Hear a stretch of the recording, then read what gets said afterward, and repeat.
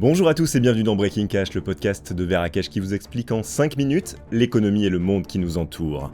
Aujourd'hui, nous analysons la nouvelle guerre commerciale lancée par les États-Unis.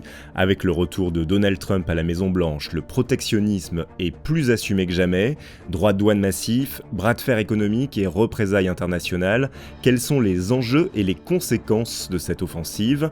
Trump 2.0, la guerre commerciale est relancée, c'est le nouvel épisode de Breaking Cash. Breaking Cash, un podcast Veracash.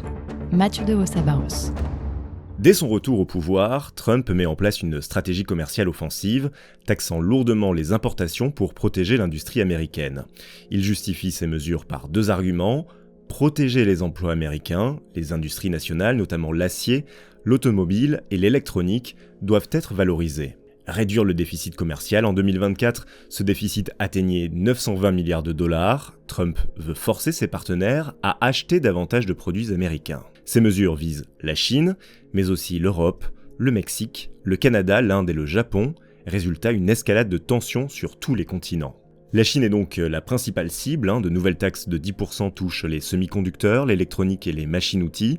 Cela impacte directement le prix des smartphones et des ordinateurs qui grimpent aux États-Unis. Apple qui cherche à relocaliser sa production vers l'Inde et le Vietnam, Huawei et Xiaomi qui voient leurs exportations vers les États-Unis s'effondrer. Pékin contre-attaque immédiatement avec des taxes de 10% sur le pétrole, les voitures et surtout le soja, mettant en difficulté les agriculteurs américains du Midwest, déjà fragilisés par la volatilité des prix des matières premières. Trump accuse l'Europe d'un commerce déséquilibré et applique une surtaxe de 25% sur l'automobile allemande qu'il juge trop dominante, les produits agroalimentaires français pointant du doigt les subventions européennes, et l'aéronautique européenne visant directement Airbus, concurrent de Boeing. Washington exige également des concessions sur l'installation d'usines américaines en Europe, une augmentation des importations de gaz naturel liquéfié américain, et un assouplissement des règles sur les produits technologiques et pharmaceutiques. L'UE tente de négocier, mais Trump impose une logique de chantage économique, un deal ou des sanctions. Trump menace également de revoir l'AEUMC, l'accord commercial entre les trois pays d'Amérique du Nord. Il impose 25% de taxes sur toutes les importations mexicaines et canadiennes, sauf sur l'énergie canadienne à 10%. Le Mexique, prudent, annonce des mesures de représailles sans entrer dans les détails.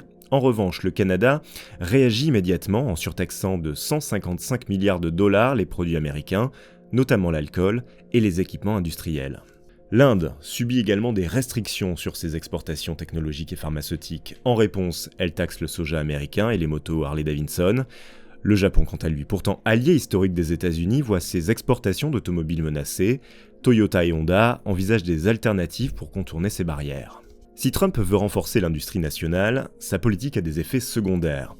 Les entreprises américaines voient leurs coûts exploser car elles dépendent de composants étrangers. Les consommateurs payent plus cher car les prix des produits importés augmentent. Et enfin, les marchés financiers sont sous tension, craignant un ralentissement de la croissance mondiale. Les démocrates dénoncent quant à eux une politique qui risque de nuire à l'économie américaine, mais Trump assume sa stratégie. Pour lui, le commerce mondial est un rapport de force. L'Amérique négocie désormais à coups de poing. En conclusion, les États-Unis s'engagent dans une guerre commerciale à grande échelle, impactant tous leurs partenaires. Si Trump mise sur une reprise économique à court terme, le monde entier s'adapte, cherchant à contourner ces nouvelles barrières. Merci d'avoir suivi cet épisode de Breaking Cash, j'espère qu'il vous a plu. N'hésitez pas à le partager autour de vous, à le noter et même mieux à vous abonner à notre chaîne. À très bientôt pour une nouvelle analyse économique et financière.